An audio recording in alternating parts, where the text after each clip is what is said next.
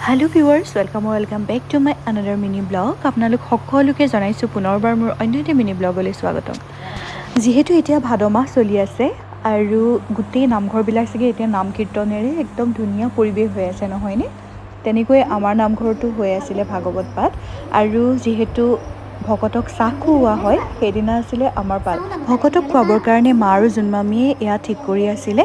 মই গৈ পেলাই দেখিলোঁগৈ আৰু মই অলপমান ভিডিঅ' কৰি পেলাই থলোঁ। এইফালে অথনি বনাইছিলোঁ যে পিঠা কেক মিঠাই এনেকৈ আছিল।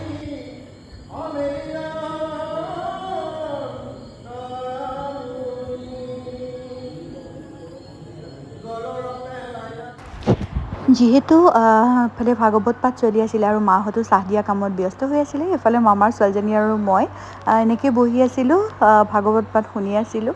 তাৰপিছতে তাই আকৌ ইফালে লাজ কৰে দেই অকণমান কেমেৰালৈ। এয়া লাষ্টত আমাৰ ইয়াৰ প্ৰসাদ আহিলে, প্ৰসাদ খালোঁ মেলিলোঁ।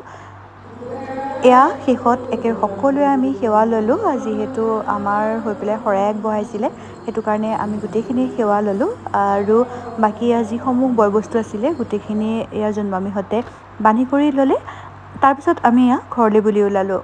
যদি আপোনালোকে মোৰ ভিডিঅ'টো চাই ভাল লাগিলে তেতিয়াহ'লে প্লিজ লাইক কমেণ্ট আৰু ছাবস্ক্ৰাইব কৰিব।